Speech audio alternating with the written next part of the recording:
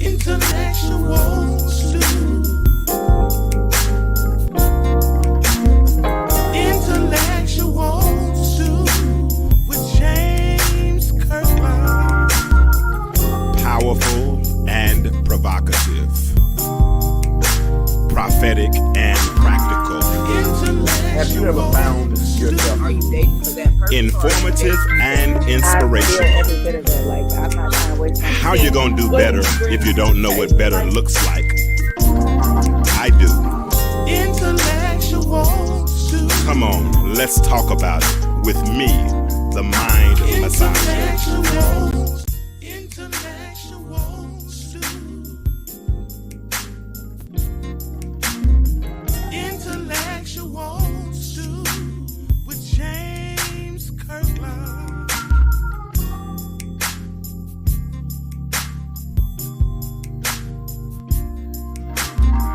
Intellectual stew.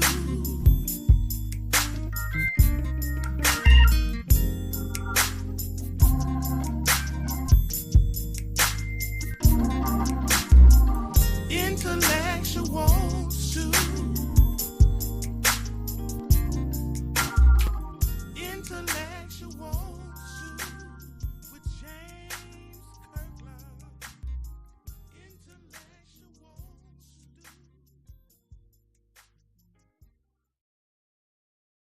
stew. Intellectual stew. Be able to hear me, correct? All right, what's up? What it do? Time for another episode of the Intellectual Stew. Y'all come on in and say hello as I get everything sped up. What's up, Clifton? Hope, someone please. Oh my God. All right. Hey, Charlotte. Hey, Viola. Intellectual stew.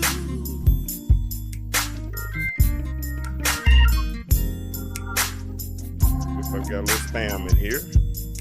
But listen, go ahead and share this. Come in, speak. We're going to get this conversation started in a minute. I'm going to let the music play a little more as I set up some of my little technical things. I'm going to let the music go through one more time. Uno mas, one more time. And we're going to get this thing going in a few minutes. I don't have a whole lot to talk about tonight. I got a little bit.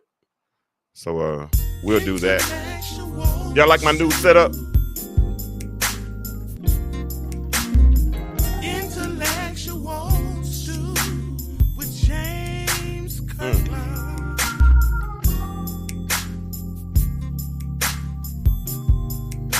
What's up, Anthony? What's up, Charlotte? What's up, Viola? Y'all share this for me, please. You should be able to share it tonight because, thank you, Viola. You should be able to share it tonight because I'm running it off my page and I'm just sharing it in the group. So it shouldn't be anything holding you back from being able to share tonight. So y'all go ahead and share this and let's get this conversation started. All right, I'm done. That's enough on the music. Let's get it going. Let me find it. There it is. Boom. All right, so what's up? What it do is time for another episode of the Intellect. Thank you, Charlotte. It's time for another episode of the Intellectual Stew with yours truly, James Kirkland. And if you will, go ahead and tell a friend, tell a neighbor, let them know that we are on, that the Intellectual Stew Monday Night Live is on, and I'm still on an emotional high from what transpired on March the 2nd in North Little Rock, Arkansas at the House of Art when we did our first in-person live podcast in front of a live audience. Man, it was so much fun, so much fun. We had food, we had spirits, we had everything, and we had a good time, man. And it was probably about 25, 30 people. They came in and we had a nice vibe, grown-up vibe, man. Good conversation, good in-depth conversation about the state of relationships and how to handle conflict, and had examples of conflict and how they overcame those conflicts. And at the end of the day, we talked about what it takes to bond as opposed to battle, because we've been dealing with this whole battling of the sexes. It's a battle of the sexes, battle between men and women, as opposed to a bond, and that bond has been broken. Some have even suggested that there never was a bond, and I don't know about that. I like to believe that at one point that there was, that we were a lot closer than we are now. And we can debate that all day, but I don't really want to debate it. All I want to do is try to fix us want us to fix it going forward. I know my name is James, got 5 letters, starts with a J and ends with an S, but it's not Jesus. So I understand that I can't fix everything, but I am trying to highlight some of the issues that we have. And if I put them on in neon lights and put them on a billboard, then I think that maybe we can see it, and not only put them on a billboard, but maybe put them put them like in the metaphorical mirror, right? And we're able to look in that mirror and see ourselves, and perhaps we're satisfied with it, maybe not. And if I would like to believe that we all would desire to become better versions of ourselves, and that's why you always hear me use the expression that I am on the path to better, because one day I looked in the mirror, and the truth be told, I wasn't really pleased with what I saw. And because I was not pleased with what I saw, I thought that I needed to make some necessary adjustments. And I think that's what mirrors are for. Mirrors are for us to make necessary adjustments. So tonight I want to have some grown-up conversation again. I want to invite you to be a part of that conversation. Let me grab the link. So if anybody wants to chime in tonight, they're welcome to do so. The mic is open. If you come in and don't mind, I'm asking that you please share this thread so that others that might want to tap in the conversation, let them tap in. I'm putting in, what's up, Tamara?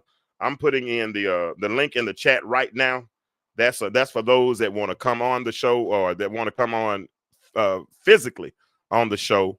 And for those that might want to call in, I'm trying this tonight. So if I experience technical difficulties, I need y'all to bear with me. Let me move that. Let me move this the banner out of the way. This is for those that might want to call into the show. I think I got it, y'all. I think I got it. I'm learning how to do some of this technical stuff that I never knew how to do before. And hey, I'm learning. So hey, like I heard I forgot my teacher Jackie. What was her name? Beulah Heights. She said we're lifelong learners, and I always say that life lends lessons. It's on us to consider the clues, and that's where I am. So if you want to call in, you're welcome to do so. If I don't, I'm trying to make sure I hear it. Or if you want to tap in, there's the link in the chat. You can do either or, and I would love for you to join and be a part of this conversation. Listen, y'all know how I am. I don't do, like I say, I don't really get into the celebrity, gossip and get into people's lives that I don't know, except for people on Facebook, because even though they're my Facebook friends, as introverts, sometimes we live vicariously through our, hey, Carol, how are you? Sometimes we live vicariously through Facebook. We people we don't even know, we act like we know, or it seems like we know, because we get so invested in their lives as they post parts of their lives or parts of their experiences, right? And sometimes we identify with those experiences. And I'm gonna be honest, I remember one time I was watching this show on Netflix called, what was it called? It was called the Social Dilemma. And it talks about how you can use social media to influence behavior.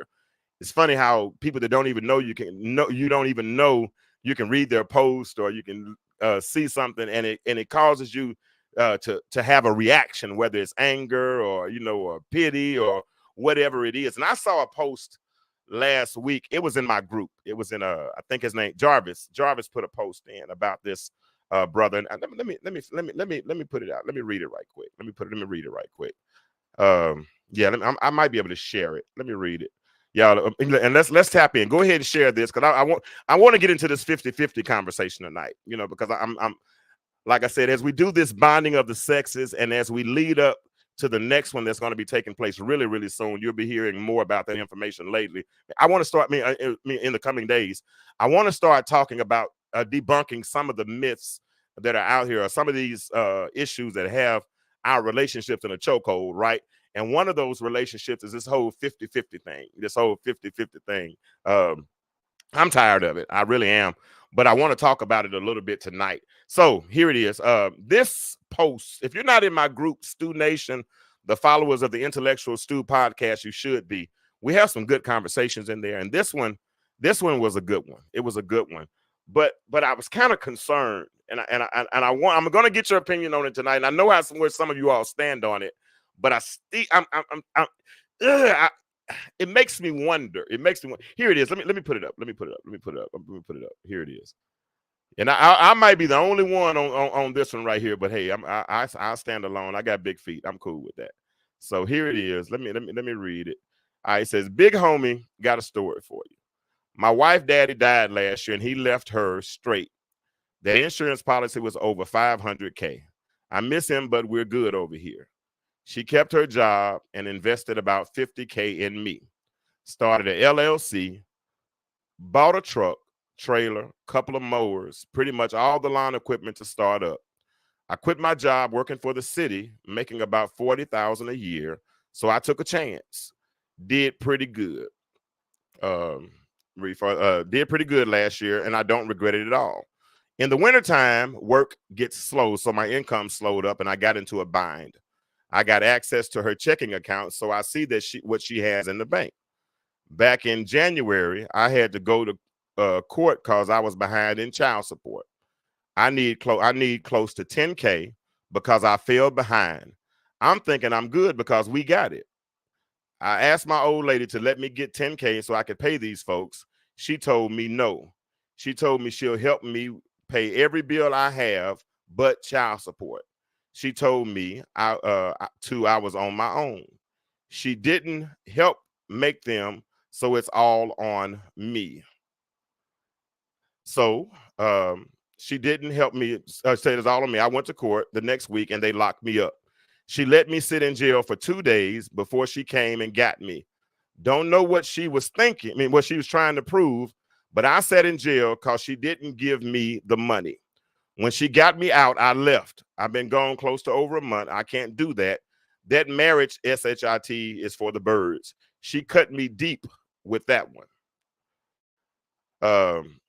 And last week I paid her back and I told her I'm done. Now she's around here with an attitude like I did something to her. All right, so that's it. Let me stop sharing that. All right, so what y'all think? Yeah. Yeah. Yeah, I believe it's a scam too, Alicia. So y'all saw that. So let me summarize it. They're married. They're not boyfriend and girlfriend. They're married. She got an inheritance for $500,000.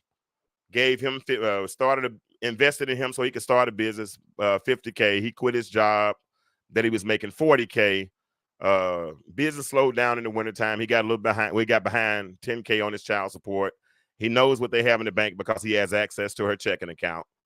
But when it came time when he had to go to court because he was $10K behind, she said, "I'll help you pay every bill, but I won't help you pay child support because I didn't help you make those children."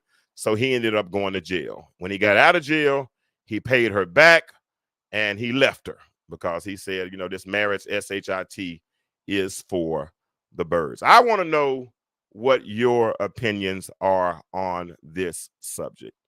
Should she have helped him or should she have let him go to jail? I saw several answers in the group, and I don't want to tell you how I feel about it just now, because if I do, I don't want to cause groupthink. Okay, that's okay. All right, that's okay. I'm not gonna tell you what I think about it. I'm not gonna tell you what I think about it because, like I said, I don't want to cause groupthink. But I see Charlotte said if she paying the bills, now I think they're both paying the bills. She said she would help him pay any bill, but she won't help him pay child support because she didn't help him make the children. So I mean, I know he's behind on child support. I think they probably straight in the house. He had an income, but he got behind in the wintertime because he had a landscaping business, and the landscaping business fell off during the wintertime. So when the landscaping business fell behind, let me share this again. Maybe y'all can read it. I'll leave it up for a second for those that are just tuning in. Let me put it up again. I'm just trying to get y'all's opinion on this because they're married, not boyfriend and girlfriend. But he had a choice. He had a choice: either go to jail or she give him. They have the money because they have over $500K in the bank. Well, They have and this is where I'm going with this tonight. They have over 500K in the bank, but he's behind 10K. He know they got it. But what do y'all think about that? There are temp jobs out there. Okay, I hear you. So Charlotte, you said she should have let him go to jail then. She should have let her husband go to jail. That's what you're saying, right?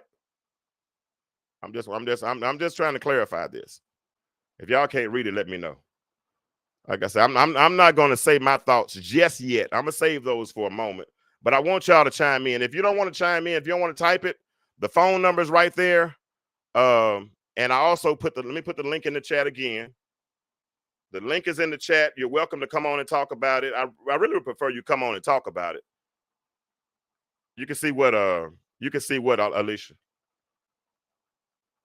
Hold on. You can see what. Let me stop sharing again. Yeah. Oh, you said we can't see that. Yeah, it is small, ain't it? Yeah. I read your mind. And then, yeah, that's kind of small. So I want me to read it again? Oh, I'll read it again. Hold on. Let me put it out here again. Hold on. That is small, ain't it? Let me read it again. All right, that's better. But there it is again. I'm gonna read it one more time. Big homie got a story. My wife daddy died last year and left her straight. That insurance policy was over 500K. I miss him, but we're good over here. She kept her job and invested about 50K in me. I started an LLC. People don't use personal pronouns no more, do they? He said, I started an LLC, bought a truck, trailer, couple of mowers, pretty much all the lawn equipment, quit my job working for the city. Did pretty good last year. Don't regret it. Got behind in the winter. I'm summarizing. Got behind in the wintertime because income slowed down. Got behind on my child support, 10K. No, we got it in the bank. Asked my old lady, could I get it? She said no. She said she'll help me pay every bill but child support. Told me I was on my own. He went to court. When he went to court, they locked him up. They put him in jail. She let him sit there for 2 days before she got him out. Last week, he paid her back, told her he's done. Now she's around here with an attitude like he did something wrong for her. Should she have had him locked up? That's what I'm asking. Lakeisha, what you say? Lakeisha said, good evening.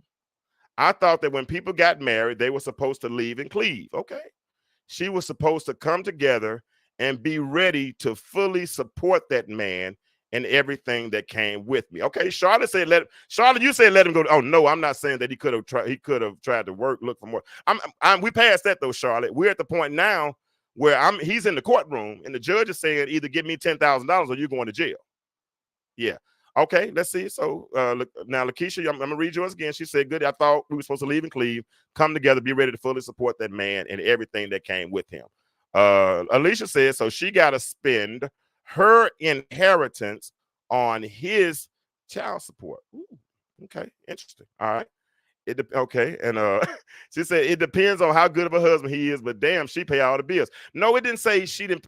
No, the thing don't say she pays all the bills, Alicia. It says she would help him with any bill other than child support.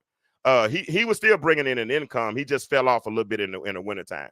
That's the way I read it. Now I could be wrong, but you said it depends on how good of a husband she was. He must have been a decent husband because she gave him 50K to get started, and you know a business usually takes about a couple of years to break even.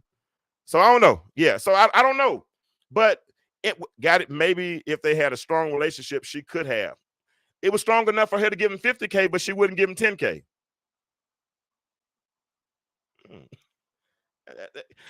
And the reason this bothered me, Alicia, the reason this bothered me, Charlotte, she gave him 50K to start a business. Now listen, seed money, you know, you can plant a tree in year 1 and you might not see any growth until year 5. So 50K might turn into 250K. It might turn into $1 million, depending on how, because he said it was going pretty good. He just fell off a little bit in the wintertime, right? So that's all I'm saying. He gonna spend. She said he gonna spend all the money. She said he's gonna spend all of it. But this is interesting to me because everybody in the group, I think everybody in my group, were basically saying her money. He's irresponsible. He shouldn't have fell behind on his child support. But I heard a whole lot of he and she, and I heard a whole lot of his, and I heard a whole lot of hers. I heard a whole lot of, only thing I didn't really hear was ours and we, and, you know, and theirs, and we, you know, we, and you know what happened to that part of marriage, right? Because and it prompted me to make this post, and this is what I believe, Alicia. If we don't understand the us in relationships, if we only focus on mine and his and hers and all that, if we don't understand the us in relationships, especially marriage, because like Lakeisha just said a moment ago, you're supposed to leave and cleave, you thought, in this whole thing. But if we don't understand the us in relationships, especially in marriage, you will forever think that somebody's using you. That's what that responses to that post prompted me to think, because this is what Ephesians 5:31 says. Ephesians 5:31 says, "For this cause shall a man leave his father and mother's house, and shall be joined unto his wife, and they two shall be one flesh." See, the marriage equation is not 1 + 1 = 2. It's 1 × 1 = 1. There you go. Thank you, Alicia. Thank you. You know what? Let me put that post up, right? Let me put your comment up. Let me put this comment up, because this is so powerful. Alicia, I love you. If I girl, I might buy you lunch tomorrow. Listen, this is so powerful. She said, "You know what? I'm the wrong person." I know what you meant to say. I'm the wrong person to ask, because I'm used to doing things by myself. You know how many people are like that? You know how many people are? Hold on. I'm sorry, Stacey. Hold on. I'm gonna come to you in a minute, Stacey. You know how many people in life, men, women, that are in their 40s, 2, 3 children, never been married, never really saw good examples of marriage, and truth be told, really don't know how to be married, right? And so we're used to doing things on our own, and you're used to doing things alone. We're used to struggling. We're used to being stuck on survival. And truth be told, when survival is your foundation, it's hard to trust when everybody else comes in. You can come in today. I got you. Yeah, text me. You know my number. I got you for real. I'll send it in a minute. You think I'm lying? Because I appreciate that. Because so many people are in their 30s and 40s, never been married, never saw a good example of marriage. And some of us saw marriages, but still didn't put in the work to really to make the marriage what it's supposed to be. And so when we're struggle gives us a certain types of skin, that when anything that comes in to try to challenge what we're used to or challenge the norm, you know what happens? We end up repelling it, because things that we don't understand, we're afraid of. So we either try to challenge it, kick it, or cage it. Every time it works.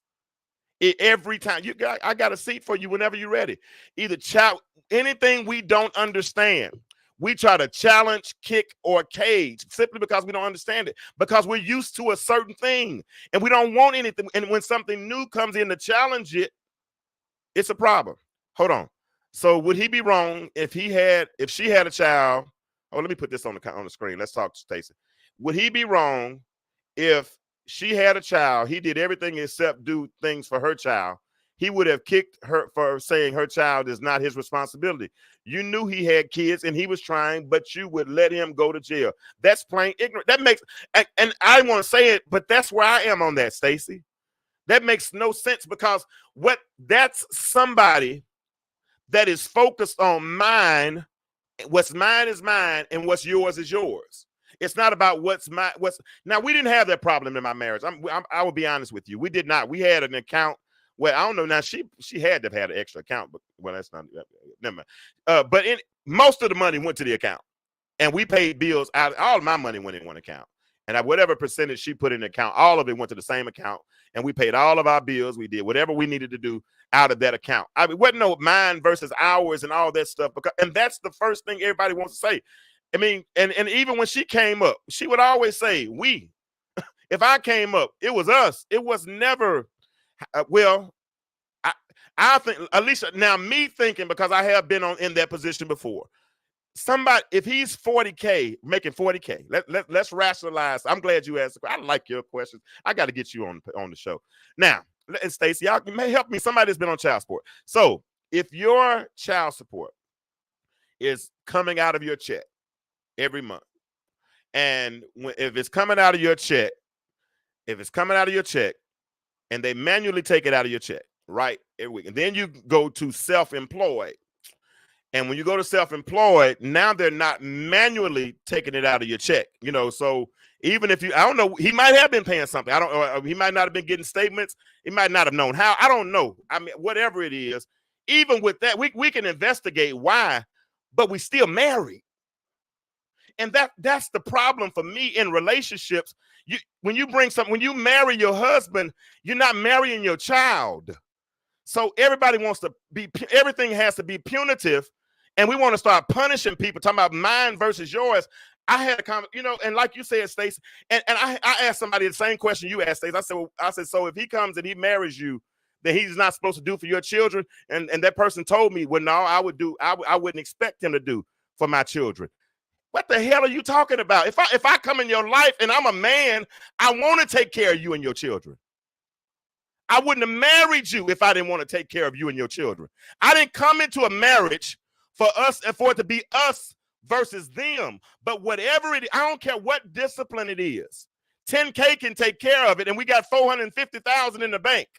But you want me to go to jail.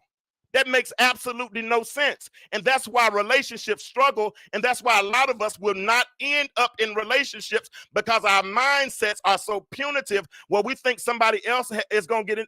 We got to put somebody else on punishment, or you're going to let your husband go to jail when you could have solved the problem. Tell me where the logic lies in that. That makes to me. I know I'm just James. I'm sorry. My voice is a little loud. I'm sorry. But that makes absolutely no freaking sense to me. And there you go. Stacey said, I was taught that a woman with a child is a package deal. Yeah. I was raised by a stepmama, and I call her mama. To this day, I call her mama. Okay, lesson learned, going to jail. We have to keep doing what's the definition of insanity? Doing the same thing over and over again, but maybe you don't want different results, because a lot of people now don't want to be married anyway. But keep doing it your way, Melinda. Keep doing it your way, and let me know how it works out. But that's crazy. If you got $450,000 in the bank and y'all are married, y'all are not. See, it's a difference between boyfriends and girlfriends. And a lot of us have given boyfriends husband privileges. And so you've diluted what the sanctity of a husband is. No, and the same thing with the sanctity of a wife. So basically, because the two flesh became one, and we are one, basically I sentence myself to jail as well. Man, I'm sorry. That's crazy. I'm sorry. Let me read Derek. Let me see if I got it right here. Y'all killed me with that one, bro. I'm for real. And then you want a good man, and you want a man to come in and treat you a certain type of way, dishing money out. I got it. And now they're divorced. She ain't got to dish no money out no more. Well, actually, you know what? He might be able to take her to court and get some of that, because she acquired it while they were married. She might be able to get some of that kind of amount since he divorced. I don't know. But I don't know. But 10 more K, I got it. Whatever. I feel you. Let me read Derek Harper. I like his what he said. I like that. Yeah. Yeah. I would have said, don't give me 50K, give me 40K. And I'd have paid my child support. But either way, I wouldn't expect my wife to let me go to jail. All right, let me read Derek. This is the best response. This is the best response to me on this whole thing. He says, if I bring home 100K yearly and my wife brings home 50K yearly, we make 150K. Ain't no 50-50. We put 100% each into the family growth pot. If bills are 80K for the year, we have 70K left as a family to save, grow, invest. There's no I pay 40K in bills and she pay 40K in bills, or I pay 2/3 and she pays 1/3. Now, this is a millionaire talking. We go 100 and 100 and put everything in the pot. Bills get paid from that pot. It's that simple, because in real marriages, we intend to stay married. This is why people in real marriages do not join the 50-50 conversation. I never heard about it till I got divorced, because they are both too busy trying to fill the pot.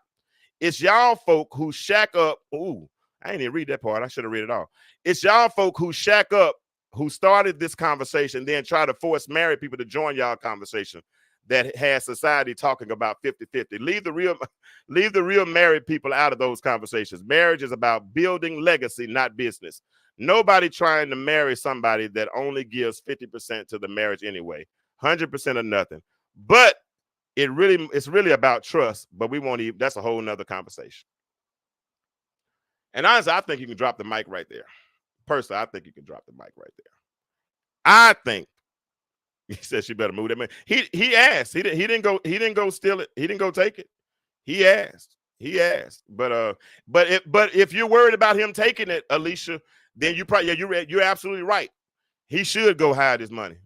He should go. But somebody, for real, let me put the phone number up again. Somebody call in because I want to hear your. I ain't gonna fuss with you. I ain't gonna argue with you too bad. I'm not, but I am disappointed. I ain't gonna lie, because if we're really desiring real relationships, I don't think we are. I think we're looking for, and I heard somebody the other day say, well, why I got to get married? And I used to hear the dude saying it, but now I heard the woman saying it. So why I got to get married? It's just a piece of paper.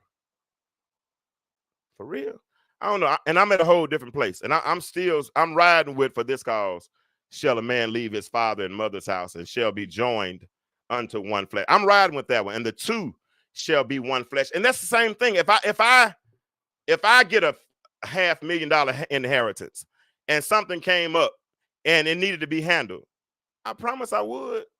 And even at this stage of life, I'm 51 years old. If I married somebody who has small children and it comes time to pay daycare or pay travel fees, and Lord knows I paid my share of travel fees in baseball and softball and cheerleading and all that kind of stuff, I'm not going to tell her no because I didn't help make those kids. Or when I come home and bring I don't eat McDonald's, but when I bring food home, I'm just going to bring it for my wife. I'm not going to bring it for her kids because no, I didn't make those kids. That makes, I don't get that. I don't get it. And then to have the mentality to say, I don't expect him to do for my children. Why is he coming? If he loves you, he has to love your children. It's like Stacy said a few minutes ago. It's a package deal. It's a package deal. What you say? Let me see. Charlotte, thank you. She said, when my stepfather married my mom, he married all of her children too. Yeah. Yeah.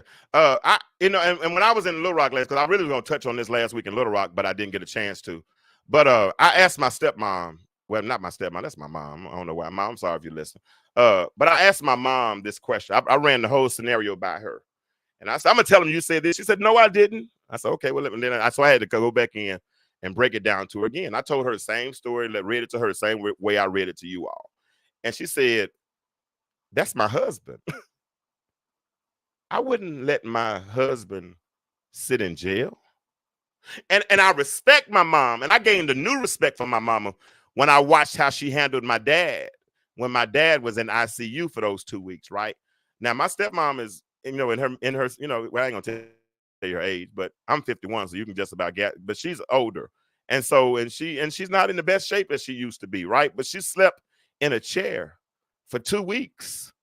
And every time the buzzer went off, and the nurses didn't come in fast enough, she limped over there or walked over there, whatever she had to do to make sure the nurses came in to see about her husband. You feel right? And then the same thing when she wasn't feeling well.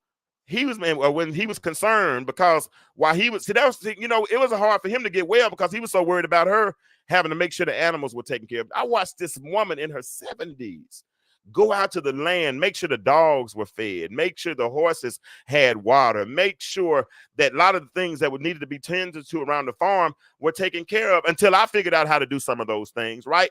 Because there was a husband. And so when I brought this scenario up and I said, you got this much money in the bank and he needed this much money and he didn't produce the children. I mean, she didn't produce the children, but she said, well, what she said, but wasn't they? But she said, but didn't he have the children when they got married? Light bulb. Didn't they have the children when they got married? So when y'all got married, if you married, by that logic, it's obvious you don't care. I get it. Your children is your responsibility. My debt is mine. If my husband want to help me, it's all good. He can still help with errands or whatever. Don't handle your business financially because you're banking on my funds. Yeah. That sounds like somebody who hadn't. No, man, I'm not gonna say that because that would. Okay, I can't. But why she don't want to help him? She she said the reason she don't want to help him because she said she didn't make the children. Yeah, my parents have a marriage. Yeah, and my parents saw marriage. Well, I know my mama, stepmama saw marriage, and my dad. Our environment produces who we are. We're all products of our environment. If we're so hard and calloused and all those things, then it's because of the things that we've seen. We're the products, our eyes and our ears and our nose, they're windows to our soul, right? And so I'm definitely going to speak my mind. Now, ain't no punk in my heart. I promise this heart does not pump Kool-Aid. I will say it quick and fast. And so our eyes are windows to our soul, right? And so what we see, yeah. But if a man loves you, Melinda, and he only wants you and not your children, then he almost views you as, I can't do that because it's not in me, but I'm thinking I'll text it to you later. But he doesn't respect you. And I get it. You so tough and you superwoman and you wear a cape and you've been wearing a cape for all these years you've been living. Do your thing, sweetheart. But if a man comes in, he's supposed to lighten the load. You might not want it. You might not expect it. And maybe your expectations have not been met in the past. And because they've not been met in the past, you've given up on what it's supposed to look like. But honey, that's not what a good marriage is supposed to look like. That's called dysfunction going in. And if you go in with something dysfunctional, it's very hard to produce function out of dysfunction. And when a man comes in, he's not to run your errands. No, not to do that. He's supposed to come in and lighten the load, a real man. And I don't know who you met, who you've been dealing with, but I pray to God you meet somebody who will come in and show you what it's supposed to feel like. I promise you, it's out there. And if you've settled for less, I hope it don't happen anymore. Nobody's supposed to come in and you do yours and I do mine. No, it's not. You're wrong. And I'm gonna call it until, and if you can argue back and forth until you want to, but I'm done. I said what I said and I mean it. Love is perfect. Love protects. Love is unassuming. Love treats you a certain type of way. It's not selfish. And what we're saying here is selfish. Regards 10K, I don't care. Listen, I just have the sneaky suspicion that if my mama had 12 grand in the bank and my daddy need 10 to get out, I bet you she'll end up with 2,000 in the bank when it's all said and done. But the problem is we've been stuck in this state of struggle and survival for so long that it's filtered our lenses. You're right. You haven't met a man yet, but thank God there's such thing called yet. Yet is a 3-letter word, but it carries a whole lot of weight. And if you haven't met him yet, that doesn't mean he's not out there. And that's the point. And you got to rock. Thank you, Lakeisha. You got to rock with him. And if you don't, and you know what? He has to rock with you too. I'm sick of this, man, because these are the narratives that are messing us up. Let me give you an example. I'm talking about these narratives. A house divided against, oh boy, just Stacey, you're talking real. Say something. Let me preach a little bit. Stacey said, a house divided against itself shall not stand. Okay, now let that sink in. You are definitely divided against yourself if you're not supporting one another. And I'm not only saying she should support him.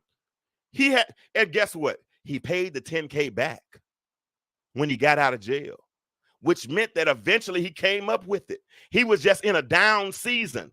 Don't you want somebody to support you in your down season? Man, come on, man, for real. For real. Okay, so that's why I'm cautious about what I say on Facebook, because I know how it can be perceived negatively, right? So I put this post up the other day and I asked a simple question. I said, women, do you like your men to be taller than you? And everybody answered for themselves. One person, answered for everybody. And I said, well, are you saying, well, never mind. I'm not going to go into all that. But at the end of the day, I was asking that question for a reason. Now, then somebody said, well, I'm 5'10", so I like what I like. And I said, you're entitled to your preferences. I have my preferences as well. And so she said, well, what are your preferences? Now, my spidey senses go off immediately because I know the moment I say whatever my preferences are, it automatically excludes a whole crowd of people. And I don't like to use exclusionary language. So when she said, what's your preferences? I said mine. In other words, none of your business. I know what my preferences are. And as long as I know what my preferences are, that's all that really matters. All right. Yeah. So that's all that matters. So so when we go out and we glorify these lists and we have these preferences and all, and that's cool. Do your thing, but why publicize them? I can see if you're on a dating site and you got to put your stats up and I mean, because if I'm on a dating site, I'm going to definitely look at your height. I'm definitely going to look at probably going to look at your religious and sometimes I look at your zodiac sign. Don't curse me, church. Amen. Lights, all that. But I look at certain things, right? And so, but I don't be just like putting out for a face that I wanted to be 5'4", 140 pounds, and I'm just making up something, lady. Though I'm not saying, but I knew in that moment that statement could be misconstrued, and as it's misconstrued, what would tend to happen is it exclude. Then somebody say, well, what you got a problem with this? What you got a problem with this type of women? No, I just have my preferences, and I'm entitled to my preferences, as are all of us. But as long as we know what our preferences are, I don't know why. And I'm not saying you have to, because I mean, like I said, I'm not the Facebook police or anything of the sort. But I just think sometimes publicizing our preferences can do mean it offers, like I said, room for debate. It offers room for those to automatically feel excluded, and you might be excluded. But I mean, I'm not putting that on a billboard. What you say, Connie? Connie said if I got 500K, I would have asked how much are you behind in your child support. Let's take care of that. Then we would get you taken care of. But that's just me, and that's maturity. And I'm not. I can say if I say that, then I'm saying the other person might be immature. Well, hey, shoe fits. All right, here you go. Alicia said I would help too, but because that's just my heart if he's my husband. And you know what, Alicia, that's a good caveat right there. That's to me, that's the biggest contingency, because if it's your boyfriend, now that's a little bit different.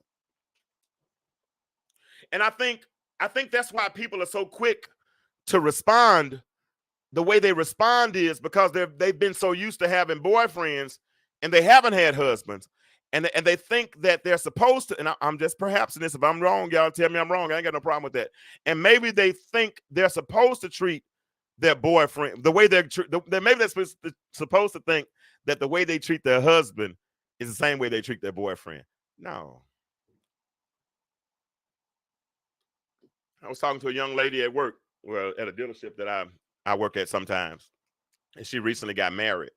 And I asked her, I said, do you feel different? Has anything changed? No, it hasn't.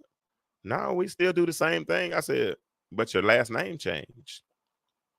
I said, your ring finger is a little bit heavier than it was in the past. I said, now, y'all made a commitment in the sight of God, in the sight of witnesses, that you all would take each other to have in the whole, and, in sickness and in health, for better or for worse, until death. Y'all made a commitment, man. And that's a commitment. That commitment, ladies and men, that commitment goes both ways. And if he's facing a 10K bill because he was trying to start a business to better the family, then that's part of that, for better or for worse. But if we are too busy, and here it is again, if we're too busy focusing on the us in relationships, especially in marriage, then we're going to always think that we're being used. And I would venture to believe that some of the people that feel that way has invested in somebody in the past and didn't get a return on that investment. Tell the truth. You ain't got to tell me. You can inbox me and tell me. If you don't want to put your business out on the street, I got it. I believe you. I'm James. I'm your friend. We could talk. I'm your friend. We could chat about it. I have a sneaky suspicion. I bet that somebody that has an issue with giving has made a bad investment in the past. And because you did, Y'all ain't. Oh. So y'all quiet now, huh? I got okay. Yeah. There it is. I just struck. I feel it in the spirit. I just struck a nerve. You made a bad investment in the wrong Negro or the wrong man, and because you made a bad investment, or woman, brothers, you made a bad investment too. All of us have done it, but because you made a bad investment. Now you saying ain't nobody ever gonna get me like that again. Thank you, Evan. Evan, you've invested, and you're talking about money, but I'm talking about equity and even money. But you made a bad investment, and you did not get a return on your investment. That's why you'll let that man sit there. But honey, if you married him, you married him. Oh yeah, we've all played the fool. And Melinda, tell the truth.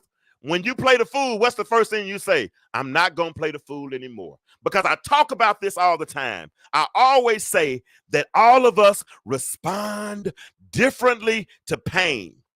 But when it comes to pain, most of us, when we feel it, what do? We say, ouch. We respond. We act out. It hurts. Thank you, Evan. It hurts. And when it hurts, what we are determined to do in that moment, we're determined to say, we'll never feel that pain again. I'm never going to let you hurt me again. I'm never going to make that investment again. And you put this calloused space around your heart that lets you love with a limit. And I've been there. Let me raise my hand. I'm James. I've been there. I'm your friend. I've been there. We make investments, and that's what tells us it's his versus hers when it should be ours. It's his versus hers. How that work?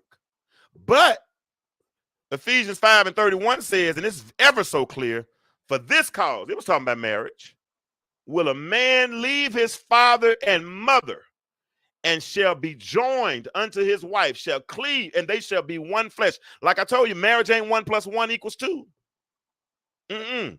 Marriage is 1 × 1 = 1. She makes me more me, and I should make her more her. Yeah. If we understand it. But 40 years, 2, 3, 4 children, doing it all by myself, nights of crying, doing it alone. I can't lose ground. So if somebody comes in, if he can't add, but how immediate do you want him to add? How long does it take for us to get to know each other? I learned today that, because I'm being single now, I'm learning a lot about some of my, I can admit this, and I think that'll help a lot of us. I'm gonna read your comment in a minute. A lot of us, I'm learning a lot of my own toxic traits. One thing that I do now, if I'm getting to know somebody, I wait on that first meltdown,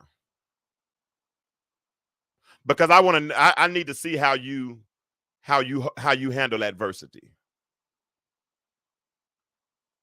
Because if you handle it and you start pointing the finger, or you start to panicking and all this kind of stuff, then I can't bring calm to that or balance to that, then I try to view us handling conflict together. Right now, if you melt down, I get concerned, and then how you handle how you operate after the meltdown. Now, if you kind of take it at stride, or we talk our way through it together, you know what I'm saying? Because I realize bad things are just gonna happen. It just happens, right? And my dad taught me something, and I've learned a lot of lessons from Pops. But one such lesson that I learned from Pops was that a man maintains control at all times, right? I am very familiar with child support proceedings, and I've been behind before. I'm talking from the standpoint of the man. I've been there. Yes, I've been there and been behind and had to sit in court and watch people get put in jail behind. Yes, I have. I'm very familiar with it. So you can justify it all you want. I'm not even concerned about the semantics. I'm not concerned about the punitive part of it. I'm concerned about the relationship, because if we don't have a relationship of such as a husband and wife, see, a wife wouldn't even ask all these questions you're asking right now. I don't think they would. Not one, because my mom, let me see, my mama been born for about 40-something years, and I would rather listen to my mama than listen, because she's been married for 40-something years. I would rather listen to people who ask the women who've been married, because every woman has said that on that post. If I'm not correct, all of them were single. Every last one of them. But ask some people who've been married and see what they say. And I promise you that they're not going to let their husband sit in jail and you sitting there asking questions. How do child support work? Who cares? Hell, that's your husband. It's not your boyfriend. Man, come on, man.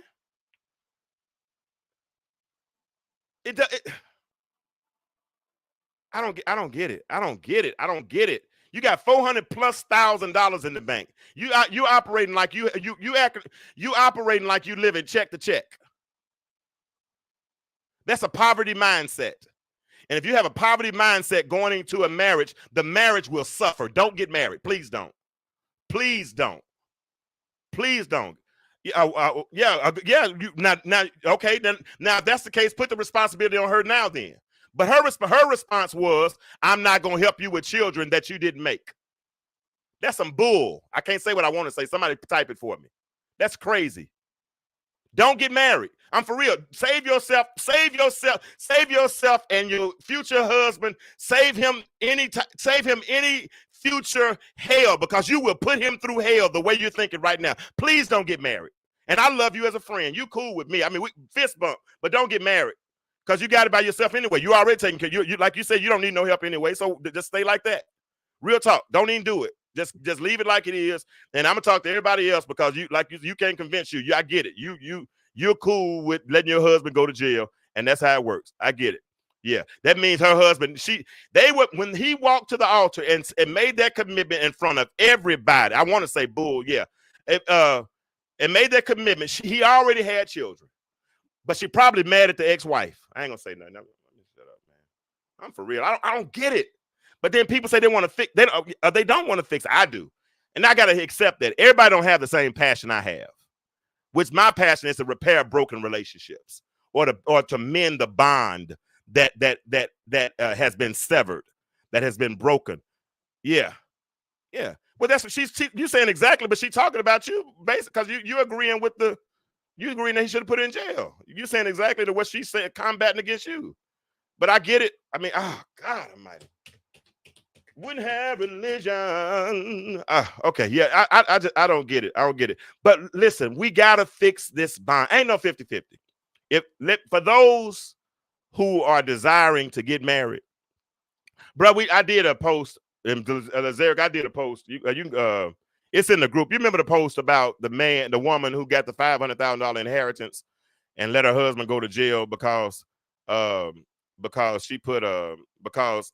owed $10,000 in child support, but they had $400,000 in the bank, but she let him go to jail because she didn't want to pay for him to go to jail. She said she wasn't going to take care of children that she didn't help make, so she let him go to jail. And when he got out of jail, he paid her her $10,000 back, and he left her. Now he's wrong for leaving her. I'm gonna say that too. He shouldn't have left her. I mean, because I ain't want to get divorced when I got divorced. So I think marriage is for marriage. I mean, forever. And I, like I said, I think you should work your way through problems. But as I always say, people would rather amputate than rehabilitate whenever they feel pain. They rather cut it off. But I'm of the opinion that if you amputate, you will forever walk with a limp. And that's why I believe a lot of relationships are limping. That's why they're limping. That's why they're not strong, because of mindsets. And Alicia, I'm gonna put you. I want you on the team for real. Let's talk soon.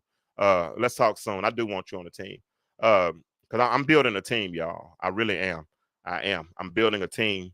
We're doing that. We're doing our event again in Little Rock in May. That's another podcast in front of a live audience. And if things go right, I will be releasing my book that night as well. And that's also going to be my 3-year anniversary. So I'm looking forward to doing that. I'm not doing this for entertainment. I'm not doing this for entertainment. For those that don't know, I've been preaching for almost 30 years, and I've only pastored for a few. But to me, this is a platform where I can really shine light, and help people.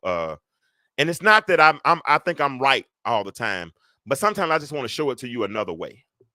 I just want you to see it differently, right? Because if we see it differently, maybe we can see ourselves in the situation.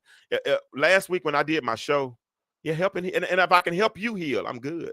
If you saw last week when I did the show, and we're gonna release it next week, but I had a mirror on stage, and that mirror's for everyone to look at, and none of us are perfect. All of our shit stinks sometimes, right? I'm gonna try to watch my mouth, y'all. I really am, because I know I gotta watch people.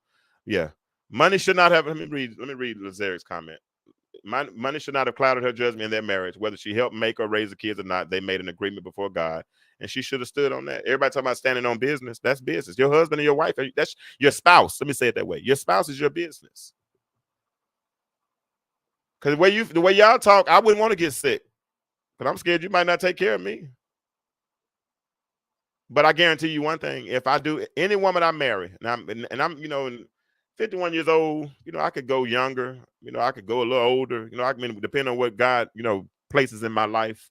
But if I did so happen to date someone that has children, it's a package deal. And if she starts talking about mine, and I'm gonna know that before we get married, and we won't get married. We won't. I will cut it off so fast. I promise you. I will withdraw. That, but some women in here say that they wouldn't expect somebody to help them with that same situation. But I promise you, if a woman comes in with that me mind and I'm not helping and all this, I'm gonna do this on my own. I'm gonna take my right hand of fellowship and put it in my pocket, and I'm walking off. And I'm gonna say, may the Lord watch between me and thee while we're absent, because I might well save myself from those heartaches. I might as well. I might as well. Because and I'm gonna save you from those heartaches. Real talk. Because it's no business for us. Why? Let me show you one more time. I'm gonna show you one more time. Here it is. Let me show you. For this cause, that's marriage, shall a man leave his mother and father's house, his father and mother's house, and shall be joined unto his wife, and the two shall become one flesh. That's what's got to happen. Nah, we separate, we divided, and that's why we struggling. That's why our communities are failing. Y'all can say what you want. I know people say 2-parent households ain't gonna prove that we do right. No, 2 happy households will. We just got to figure out how to be happy. And happiness is based on happenings. And if you're not happy, change the happenings. Whatever, change the routine. Fix it. Because guess what? Ain't nothing that's not fixable. We can fix it if we're 2 intelligent adults. That's why we made it 20 years. We ended up breaking up eventually, but we were too intelligent to be sitting around arguing and fussing and all that kind of stuff.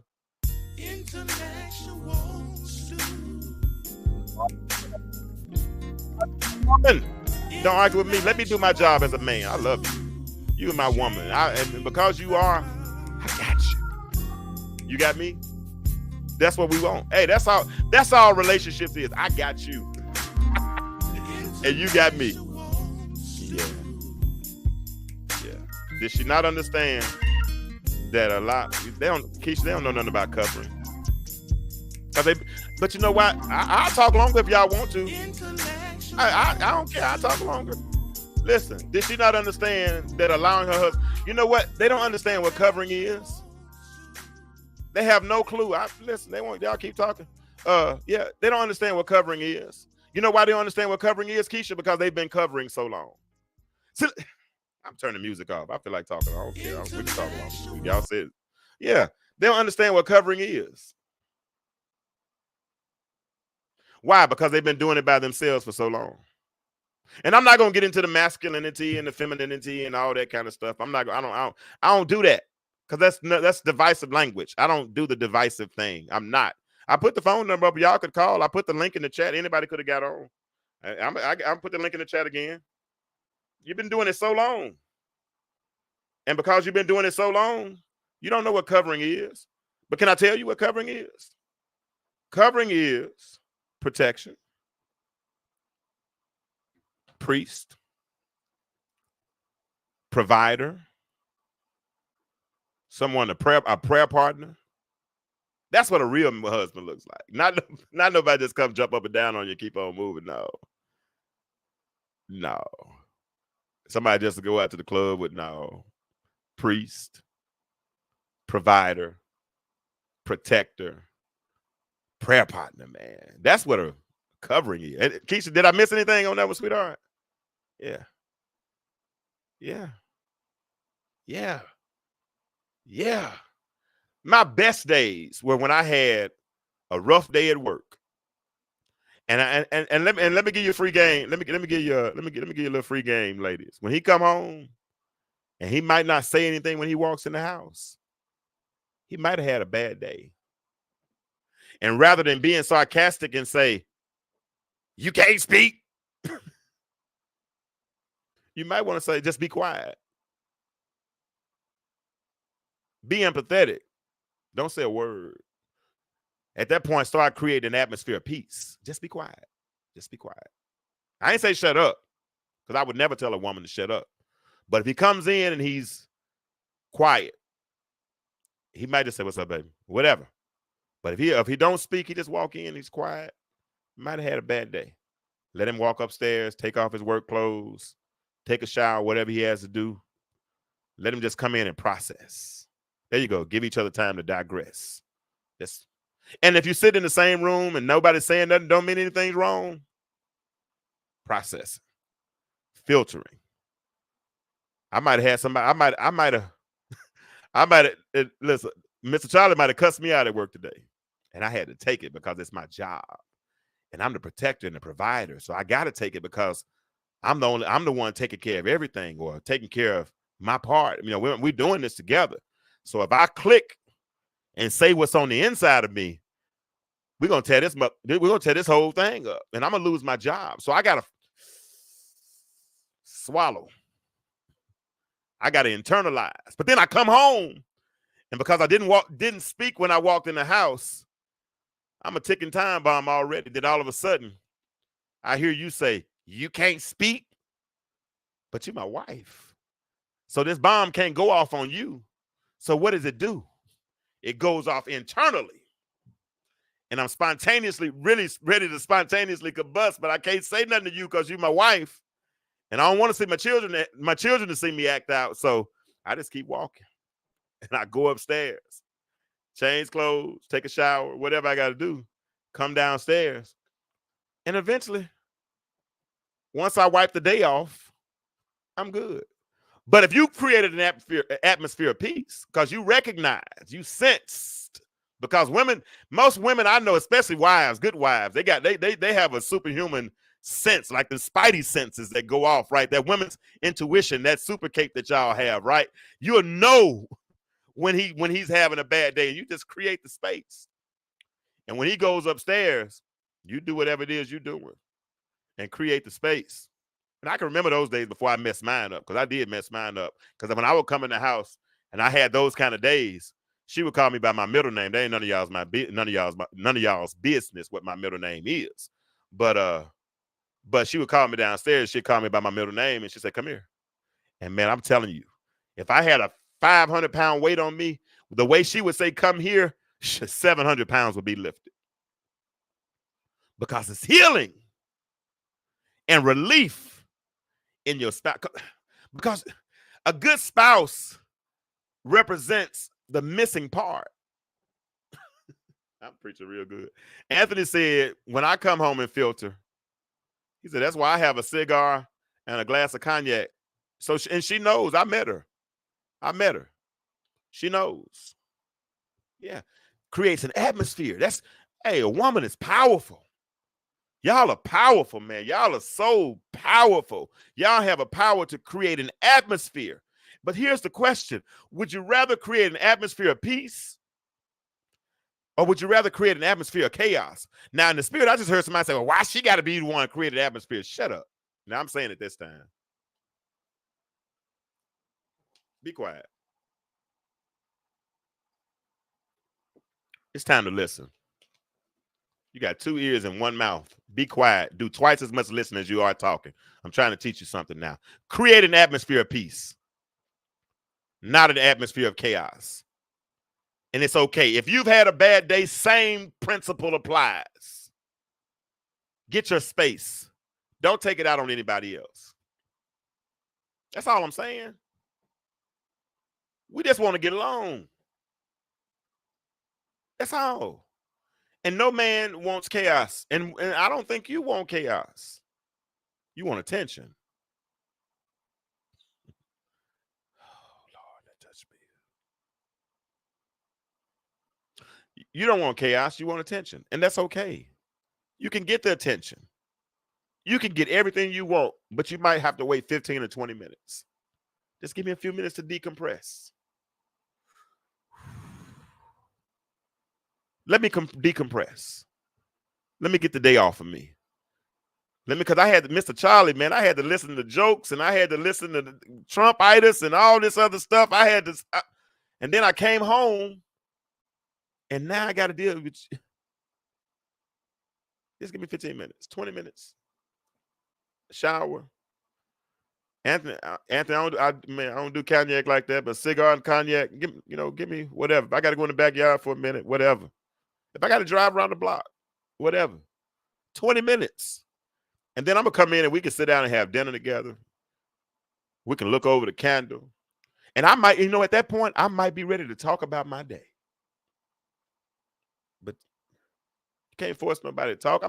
He's not your child. And she's not yours.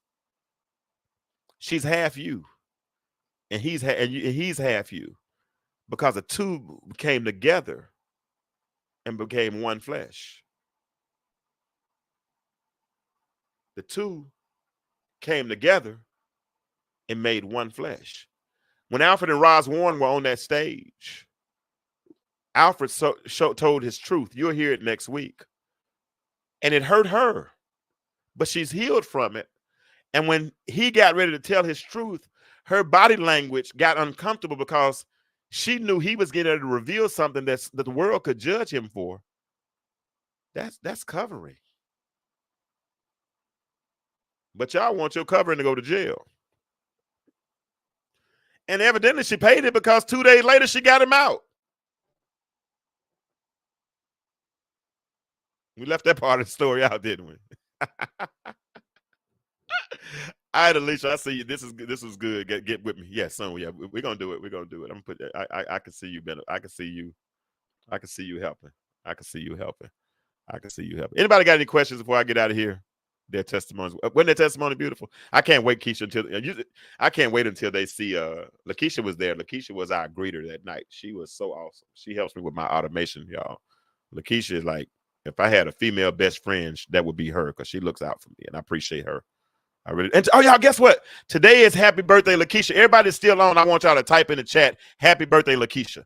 It's her birthday today. And I ain't gonna tell you how old she is, but everybody, I want y'all to type in the chat, happy birthday, Lakeisha. Make her feel special for me, please. Pretty please. Just type it real fast. Happy birthday, Lakeisha. Or you can just say happy birthday, but type that in the chat, and I'm getting ready to go. Any more questions or anything that y'all want me to talk about before? Because I'm there. That's where I'm at on it. I'm done with the 50-50. Oh, she says she's 43. Somebody type happy birthday. There we go. Happy birthday. Viola said happy birthday. Let me put it on the screen. Man, I see you. What's going on, bro? I'm putting it together. Yeah, tell Lakeisha happy birthday for me. But yeah, that's what we are, man. Y'all missed me on that 50-50. Go find a good example of marriage and watch it. Go watch that. A good example of marriage.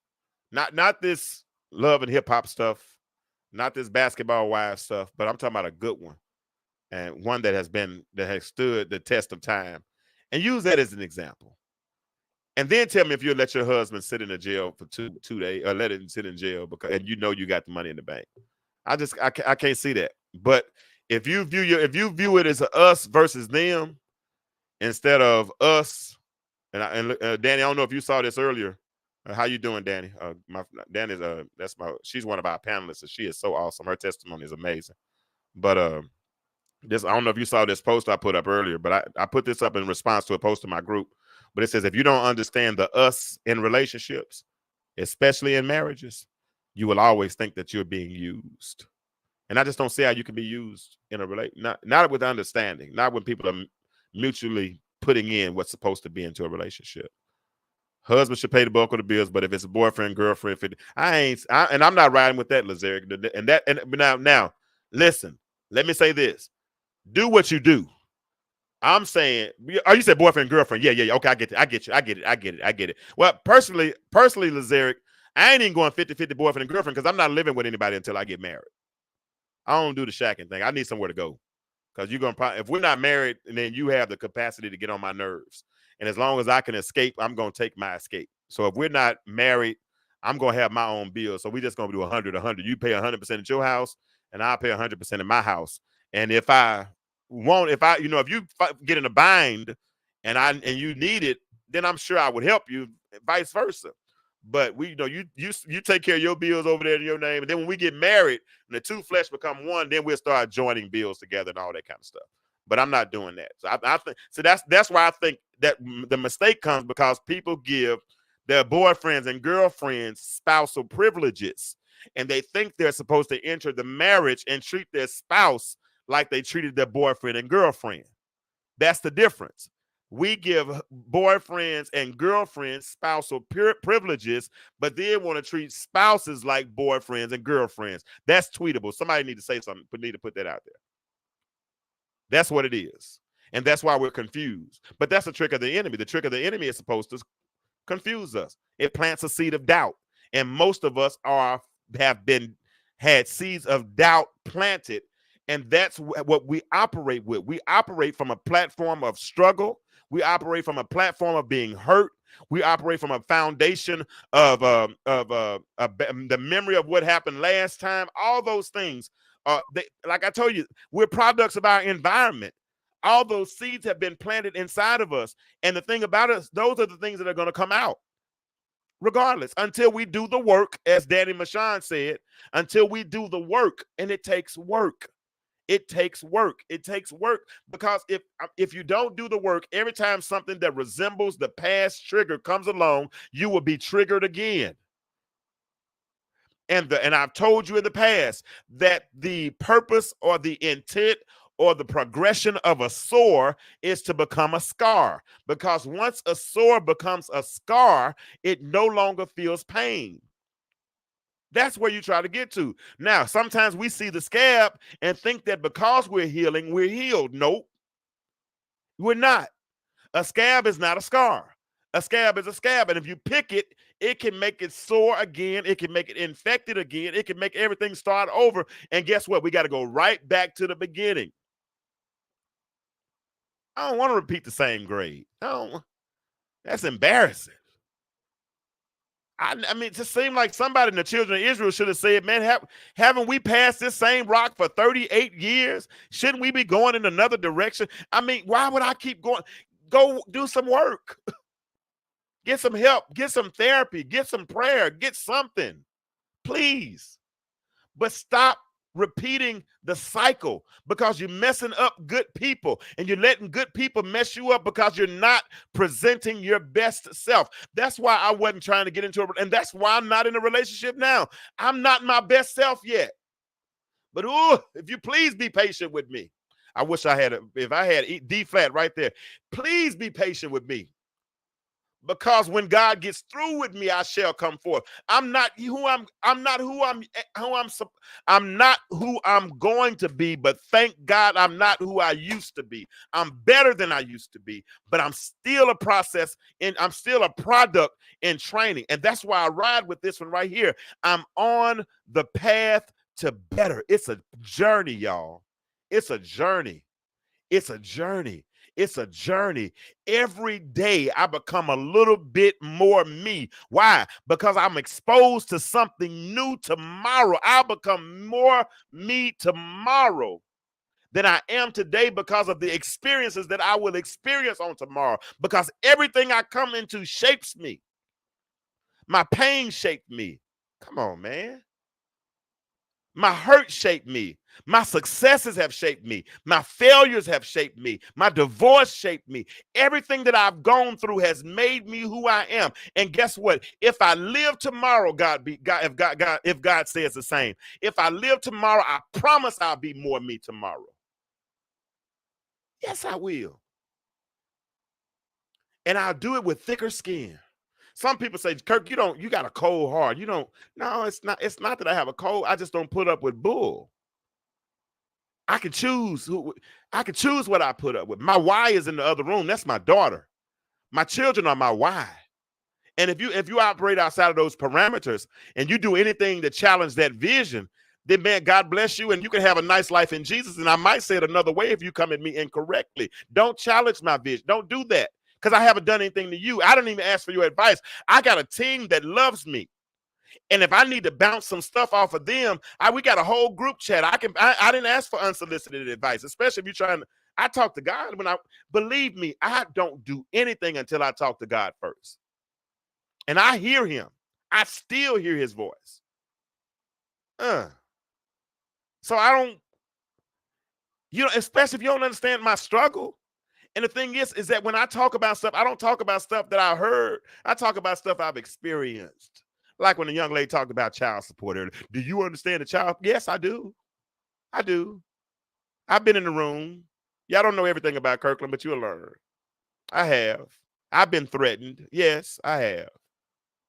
And yeah, because I was self-employed and they weren't taking it out of my check, which I was used to. And I had to pay bills. And yes, I did. So I did it. Yeah. But you don't know a person's journey. But Avis, we got to show this society and this world good examples of marriage. I mean, they demonized Bill, so we don't have the Cosby Show anymore. They'd have put him in jail and called him sex addict and everything else. So they diluted that one. Every time we get a good example of marriage, other than Barack and Michelle, and all of a sudden everybody wants that, but get yours. Find somebody you can get along with, that y'all can grow together, build a legacy. And you know what you got to give each other more than anything? I'm going to give it to you. And I'm about ready to go. I'm enjoying this conversation. I wish somebody would get on and talk with me, but you know what we don't get? Anthony McCreary. I told somebody that last night, I said, this anointing was expensive. But you know what it is, bro? You know what there it is. Keisha knows Keisha knows. That's why I told you she's my partner. That's what we don't give each other. Everything's so punitive.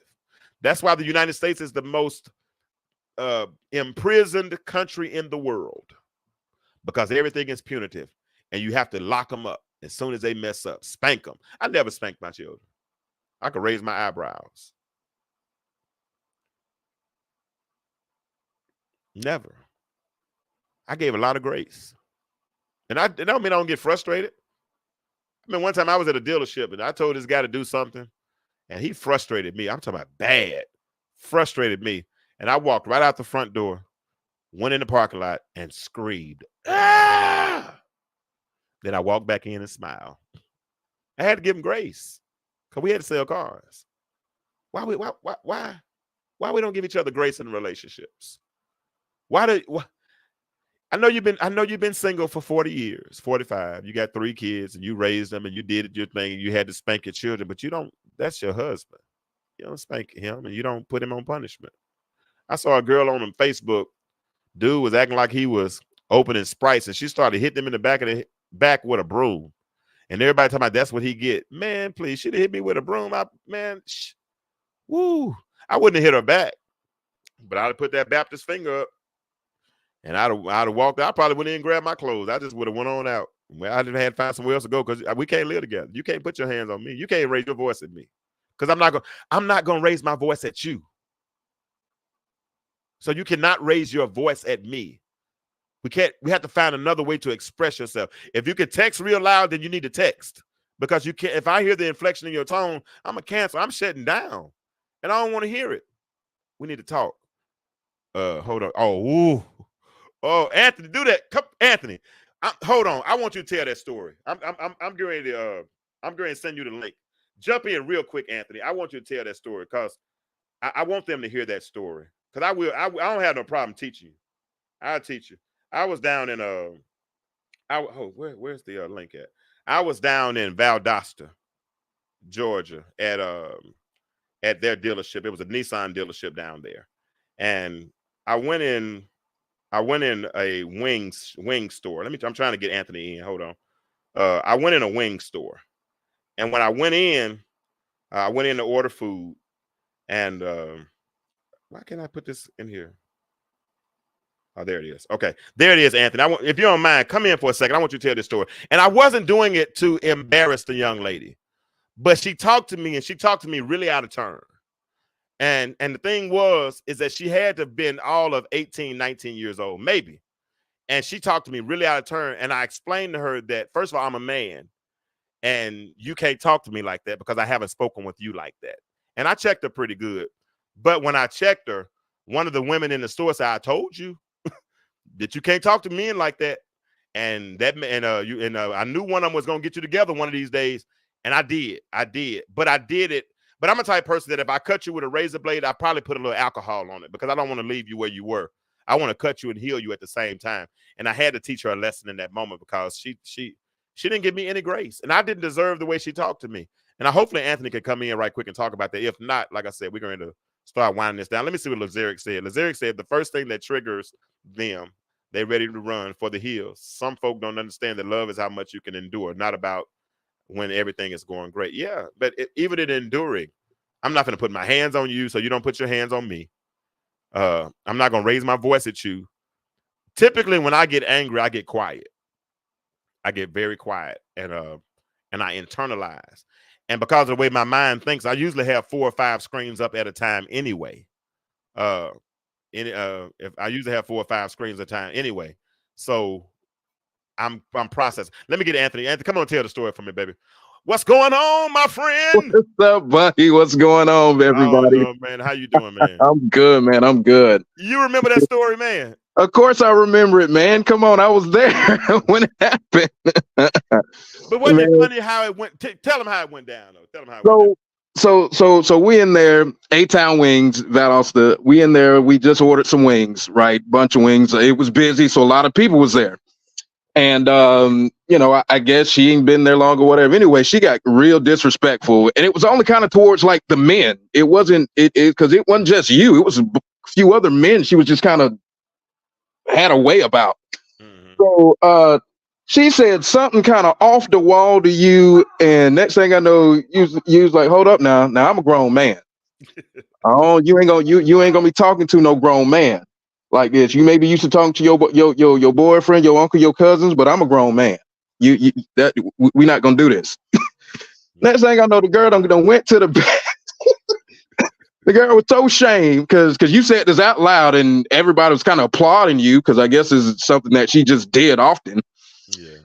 The girl went back to the back and we didn't see her again until we got her food. But I went back, but I did go back and heal her a little bit though. I didn't leave her where she was because they were on her, bro. Did I not go back and get her? I couldn't I couldn't leave her where she was.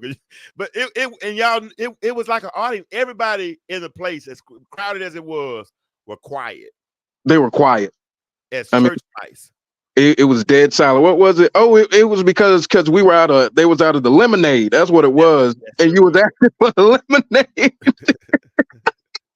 The peach. It was a peach punch. Yeah. I like my peach punch, y'all. Y'all know how we are about Kool-Aid. So I like my peach punch.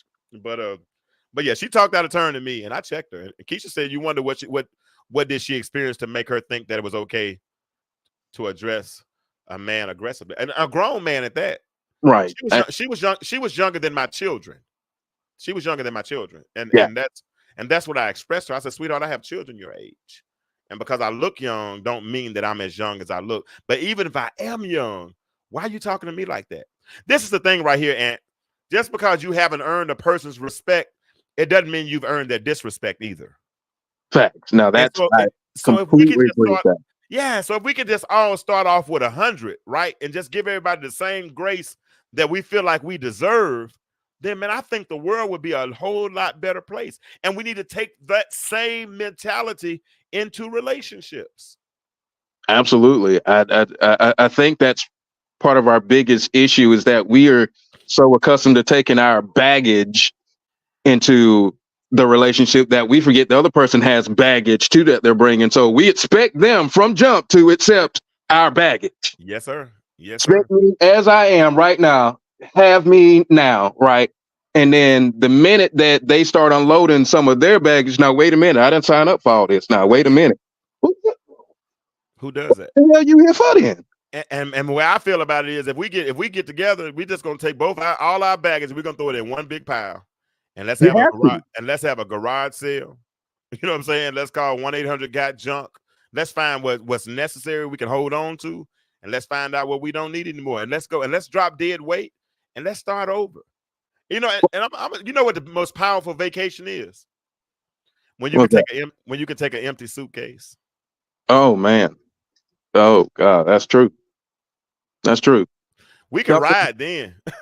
Something that I began to ask, and something that I even asked Nikki, you know, that's my girl, is like, you know, and I think more people need to do this, even no matter where you are in your relationship, marriage. Well, what is our purpose of being together? What ultimately are we trying to accomplish? Yeah. I mean, are we just here for company? Are we just here for the looks? Are we just here for the gram? Are we just here for the book? What are you hoping that we can accomplish together? What are we trying to do? Exactly. And once you find your role in a relationship, then you establish the vision, then you cast the vision. And then as you cast and once it's established and cast, whoever's better at executing, execute. If it's him, execute. If it's her, execute. Because guess what? Nobody deserves separate credit. We're doing this together. It's us. It's us. But we keep on focusing on his and hers and mine instead of ours. And as long as we're not focusing on what's ours, we're going to struggle. See, but I got a question, though. I got a question, because we come in like that, right? We come in dating, is mine, is yours, right? Yeah. So when is that language supposed to change into us and ours? I think to me, it should change slightly before we going into covenant. If we truly if that's the goal, where does that language change? Yeah, that's a good question. State it again, though. State it for those that just came in. State that question again. So the question is, since we come into a relationship already selfish, I'll say it that way, selfish. It's mine, it's me, it's yours, and all that. Where does now the language change from is me, is mine, to it's ours? That's a good question. It's us. Anybody got any answers? I'll tell you when it happens, when maturity sets in. That's true. And you want to know when maturity mostly sets in at? What's that? The courtship, because that's when you become exclusive to each other. That's when you become mature enough to understand, I don't need April, I don't need Katrina, I don't need Tanya. I just need you. That's it. That's good stuff right there. That's when maturity sets in. And yeah, that's good. That's good. Keisha, and we're not saying there's anything wrong with accepting baggage. As long as like I said, it's communicated. But what we're saying is accept it from both sides.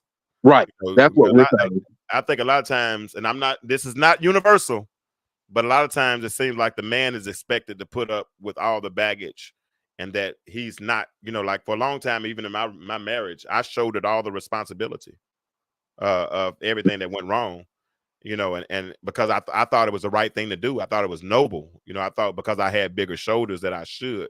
But I wasn't the only one. It takes two to make it work, and two to make it fail. And I might have, and did start the process, but I also made efforts to try to fix it as well, So we understand that. Yeah, it's just communication has to take place. But you're right. I had a woman tell me one time, less flirting and more courting. More people missed the courting phase. And I want to court you and drop you off. Or because nowadays people don't pick you up for a date, and they might do it down in Valdosta because y'all live in this little small city.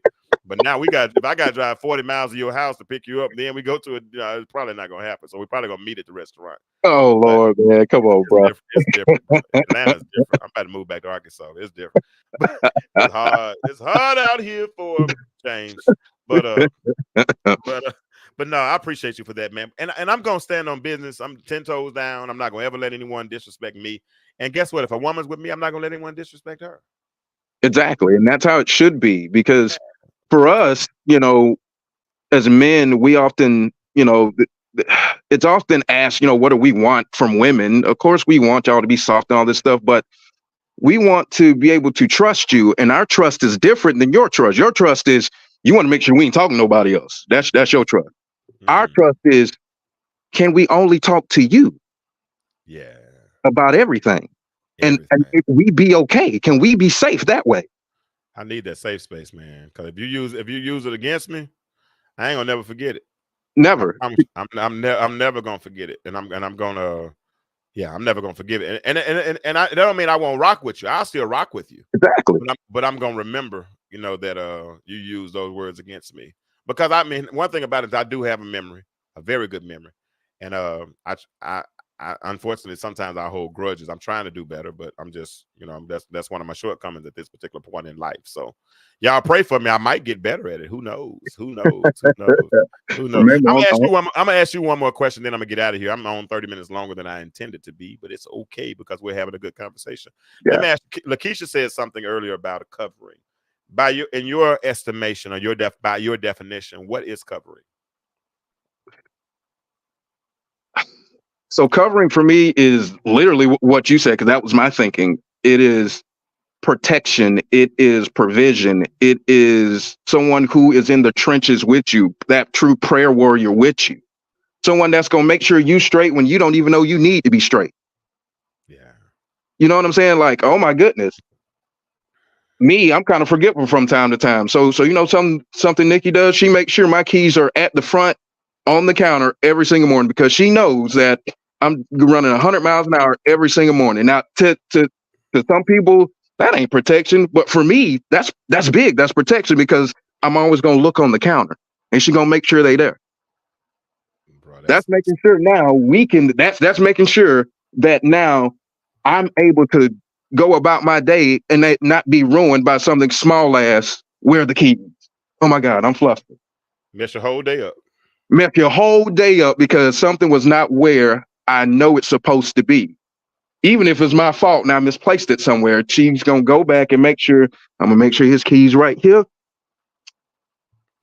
That's what I mean when it's, for someone to cover you, is to make sure truly that you cover it, even in the smallest level, something as micro as that. Yeah. You said I just put on the screen. I said covering is saying I got you. I got you. I got you. And not only saying it, but making you feel like I got you. I got you. Yeah, that's where relationships have to get to. And because we are fighting this whole battle of the sexes thing, we need each other. I'm sorry, Anthony. This whole man versus woman era is whack. We need y'all. Y'all need us. Because we're battling those things and we're focusing on the bonding of the sexes, man. We're going to keep having these conversations. We're going to keep talking about 50-50, and we're going to get people on here and they're going to explain why they think it should be. And I want you to keep doing that. I appreciate you. And if I get a little animated, don't take it personal. It's because I love you. And I talk to you like this because I love you. And I want to see all of us do better. Scripture said, let your light so shine before men that they may see your good works and glorify your Father which is in heaven. This is just me letting my light shine. And this is the only way I know how to do it. And this is how I'm paying my power bill. Right? That's the only way I know how to do it, right? I'm paying my power bill. I got power. And I'm gonna do what's necessary to make it do what it does, man. And I'm cool. I'm cool. And I want other men. I want us to be better men. I want us to be better covering. And I want us as men to undo some of the damage that we've done. Because some of us have done a considerable amount of damage. We've messed up. Facts. We've raised our voice at women, put our hand. I have never done. I'm sorry. I ain't never put my hands on no woman. That's just something I'm not going to do. My daddy did not raise me to ever put my hands on a woman. Never. I mean, I'll walk away. Now I will protect myself. Now, if you're about to, if I got to grab your hands to keep you from hitting me, now I might have to keep you from doing that, but I'm not going to blatantly. I don't have the capacity to punch a woman, or I couldn't even spank my daughters. I couldn't do it. Man, that's my babies. And if another Negro ever put his hands on my daughters and I found out about it, I would bust his head to the white meat. That's a promise. It's not a threat. It's not a threat. That's a promise. That is a promise. Do you hear me? And hear me well when I say it. But so men, we got to do better as well. We got to do better. We got to do better because we are the protectors. We are the providers. Yeah, if you read the Bible, go read 1 Samuel 31 these days. And it talks about when the Amalekites came in to tear up the city, right? And they were the most effective. Guess when? When the men were gone. And we were gone. It says when the men were gone, the Amalekites came in and took away the women and the children. And when the men came back, they lost their minds because their women and their children were gone. They're gone. So here this enmity is, where the women and children are gone because they were taken because the men were gone. But when the men came back, they weren't where they last saw. Oh, that's a hermeneutic out of this world. When the men came back, the women weren't where they were before. They had moved. And guess what? In this society, women have moved. They got degrees now. They got jobs now. They're making 6 figures. They're bosses. All that. And ain't nothing wrong with that. They moved. But guess what we got to do, men? We got to shift too. We got to shift. We can't expect them to stay where they were. We can't expect them to be where they were when we left. If they've evolved, we've got to evolve. That's true. But then some would say, well, what does that evolution look like? However it looks. Because guess what? We all have different fingerprints. That's true. And the thing is that we don't have just one way of doing anything. We as a man, we control our environment. We're supposed to, right? If you got a house and your neighbor's getting on your nerves and he keeps cutting, and your dog keep coming in your yard, you got the power to change it, don't you? You can go outside, put a fence up, and if you got YouTube or you got a Home Depot card, you can go, go learn how to do it. Go take some post holes and dig holes 12 inches deep and go around the yard, and eventually you can build a fence. You can change your situation is what I'm saying. And that's what has to happen. We have to start changing our situation. Look, Anthony, I appreciate you for stepping in, bro, at the last minute and bringing that up. I'm going to take you on out of here, my friend. Let me turn my music on because I'm really about to go this time for real. This has been a good show, y'all. It's been a good topic. I'm going to make some reels off of this one. Where's my music at? Because I'm out of here. It's been fun. It's been fun. Y'all enjoyed the night show? Huh? Don't fool me. Lazeric said he enjoyed it. Viola said she enjoyed it. Connie said she enjoyed it earlier. We had a good show. But I'm getting ready to go. It's been fun. It's been real. But as I always say when I get ready to leave, the world is changing. My question for you is, why do you remain the same? Y'all have a good night. And I got a big announcement next week, so make sure you tune in. Tell a neighbor and a friend about this. Give me a personal endorsement and let them know what we're doing over here on Monday nights, man. And we're performing surgery with no anesthesia, baby. Let's make it do what it does. I'll see y'all next week.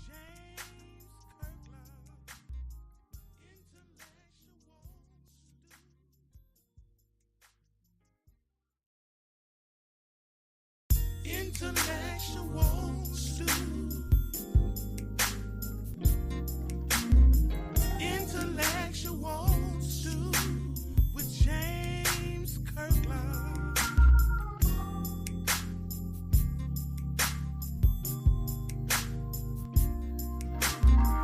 Intellectual stew.